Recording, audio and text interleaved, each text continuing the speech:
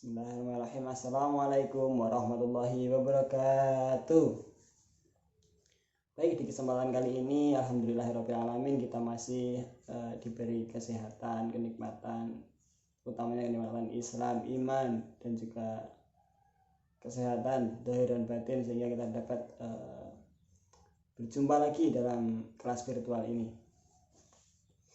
Baik, langsung saja di sini saya Muhammad Fatoni dan kedua teman saya Mbak Mauridatul Hasanah dan juga Mbak Rifki akan menjelaskan materi kita yang kedua, yakni mengenai Khulafaur Rasyidin. Nah, perlu diketahui apa itu Khulafaur Rasyidin. Yang mana Khulafaur Rasyidin ini adalah para sahabat pengganti kekhalifahan semasa setelah Nabi Muhammad SAW wafat, yakni pada tahun 632 Masehi atau 11 Hijriah. Setelah Nabi Muhammad SAW wafat, para Khulafaur Rasyidin ini yang terdiri dari 4 sahabat Nabi ini silih berganti mengisi kekosongan kepemimpinan pada saat itu. Di antara dari keempat Khulafaur Rasyidin ini, yakni ada Sayyidina Abu Bakar As-Siddiq, Sayyidina Umar bin Khattab, Sayyidina Utsman bin Affan, dan Sayyidina Ali bin Abi Thalib. Baik, untuk mempersingkat waktu, langsung saja kita simak bagaimana proses pemilihan, bagaimana kejayaan atau perolehan, serta bagaimana para Khulafaur Rasyidin ini mengisi kekhalifahan pada masanya. Khalifah yang pertama yaitu Abu Bakar As-Siddiq.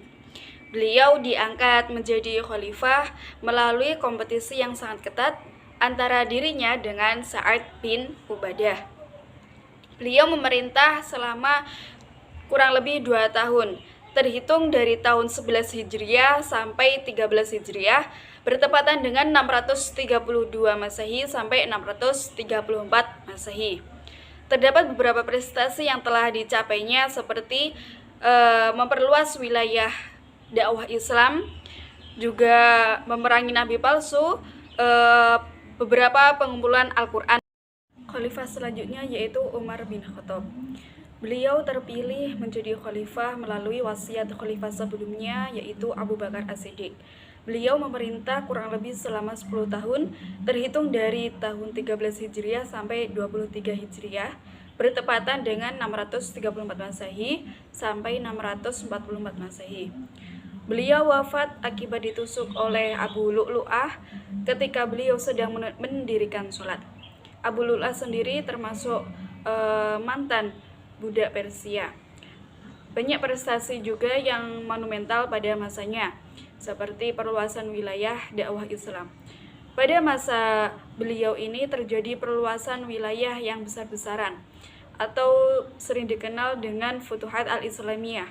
Dakwah Islam sendiri sampai ke Suriah, Persia, juga Mesir, hingga sampai ke Afrika Utara. Untuk memudahkan berjalannya pemerintahan ini, maka beliau membuat beberapa provinsi, juga mengutus beberapa anggota untuk menjadi gubernur. Selanjutnya yaitu mengatur administrasi dan keuangan pemerintah. Beliau membentuk Baitul Mal dan juga Dewan Perang. Baitul Mal sendiri bertugas untuk mengurusi keuangan negara, dan Dewan Perang ini bertugas untuk mencatat administrasi kekuasaan. Prestasi selanjutnya yaitu menetapkan kalender Hijriah. Beliau menetapkan permulaan kalender Hijriah ini dari hijrahnya Rasulullah dari Makkah ke Madinah. Selanjutnya yaitu pembentukan Dewan Khalifah. Dibentuknya Dewan Khalifah ini untuk mempermudah kandidat pemilihan untuk khalifah selanjutnya. Perkenalkan, nama saya Mauridatul Hasanah. Di sini saya akan melanjutkan penjelasan dari Mbak Rifki mengenai Khulafaur Rasyidin yang ketiga yaitu Utsman bin Affan. Utsman bin Affan memiliki nama panggilan Abu Amr dan Abdullah Al-Khurais Al-Umami, Amirul Mukminin Dzun Nurain wa Hijratin. Utsman bin Affan merupakan salah satu khulafaur rasyidin yang ketiga. Ia diangkat menjadi khalifah melalui Dewan Pemilihan Khalifah yang dibentuk oleh Khalifah Umar bin Khattab. Prestasi Utsman bin Affan ada 3, yaitu yang pertama, kodifikasi mushaf Al-Quran. Kodifikasi Al-Quran pada masa Utsman bin Affan, pengumpulan dan penulisan Al-Quran disebut mushaf Utsmani atau Al-Imam. Himpunan Al-Quran digandakan menjadi 4 yang dibantu oleh Abdullah bin Zubair dan Zaid bin As dan Abdurrahman bin Haris. Keempat mushaf tersebut didistribusikan ke beberapa daerah antara lain Mekah, Suriah, dan Kufah.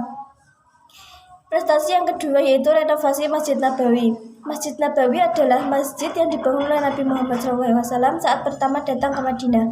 Masjid Nabawi mulai dibangun dan direnovasi pada masa Khalifah Umar bin Khattab dan dilanjutkan oleh Khalifah Utsman bin Affan. Kemudian Masjid Nabawi tidak hanya diperluas tapi juga dibangun dengan bentuk corak yang lebih indah. Yang ketiga, perluasan wilayah dakwah Islam. Perluasan wilayah ini meliputi perluasan ke Khurasan, perluasan ke Armenia, perluasan ke Tunisia, penaklukan Rai dan Azerbaijan, perluasan ke Amuria dan Cyprus. Selanjutnya, Khalifah Ali bin Abi Thalib.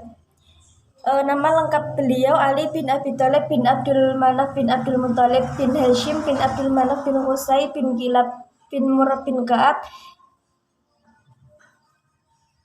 Ali bin Abi Thalib menjabat khalifah selama 5 tahun. Beliau meninggal karena dibunuh oleh Ibnu Muljam saat melakukan sholat. Prestasi Ali bin Abi Thalib antara lain membenahi keuangan negara.